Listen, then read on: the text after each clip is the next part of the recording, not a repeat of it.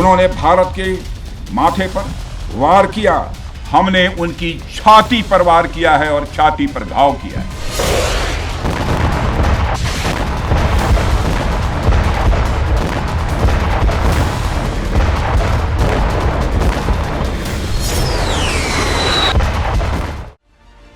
पाकिस्तान को सबक सिखाने के लिए शुरू किया गया ऑपरेशन सिंदूर भारत के शौर्य और जज्बे का वो दस्तावेज बन गया है जिसकी हनक आज पूरी दुनिया मान रही है।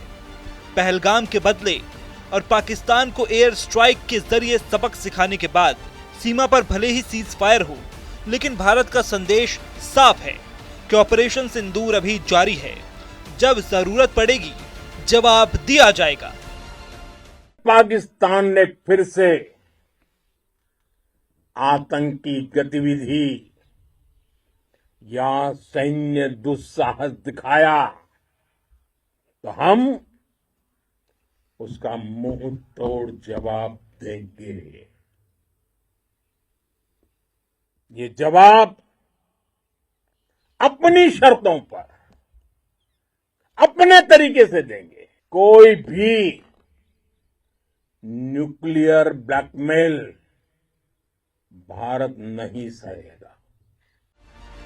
पीएम मोदी लगातार पूरी दुनिया के सामने पाकिस्तान के आतंकी हरकतों की परतें उधेड़ रहे हैं। पाकिस्तान को बेनकाब करने के लिए न्यूक्लियर वाली ब्लैकमेलिंग पर साफ कह चुके हैं। वहीं पीएम ने खून और पानी साथ साथ न बहने की बात कही। आदमपुर में जवानों के बीच पहुंचकर भी पाकिस्तान की धड़कनें बढ़ा दी। इसी कड़ी में अब रक्षा मंत्री राजनाथ सिंह ने भी श्रीनगर में सेना के जवानों से मुलाकात की। रक्षा मंत्री ने एक के बाद एक तीखे वार के जरिए पाकिस्तान पर जमकर प्रहार किए। राजनाथ सिंह ने तो पाकिस्तान से परमाणु हथियार छीनने की वकालत कर दी। कुल मिलाकर निशाना पाकिस्तान के न्यूक्लियर हथियारों पर है।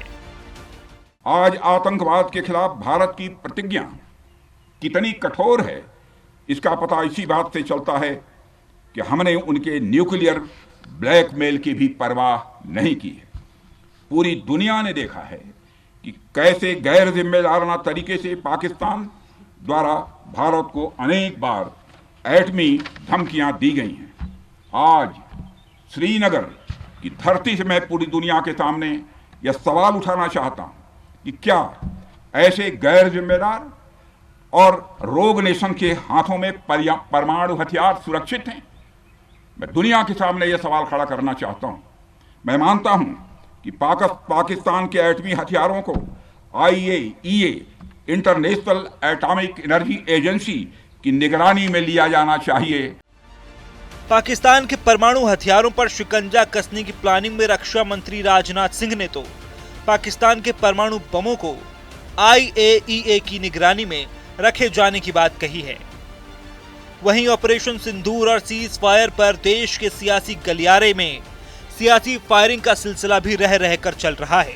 विपक्षी खेमे से भी रुक रुक कर सरकार पर सवालों की बौछार की जा रही है। जस्ट जीत का होना चाहिए, सीज का नहीं।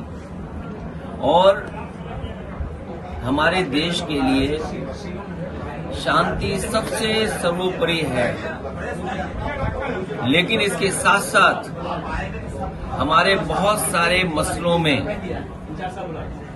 दूसरे देश इंटरफेयर न करें, वही हमारे संविधान और हमारे लोकतंत्र की सबसे बड़ी पहचान रही है। बहरहाल पीएम मोदी ने ऑपरेशन सिंदूर को जहां न्याय की प्रतिज्ञा बताया था, वहीं रक्षा मंत्री से लेकर सेना प्रमुख तक सभी इसको लेकर अपनी मंशा जाहिर कर चुके हैं। वहीं पाकिस्तान की परमाणु धमकी पर भारत की नई प्लानिंग ने पाकिस्तान की धड़कनें बढ़ा दी हैं।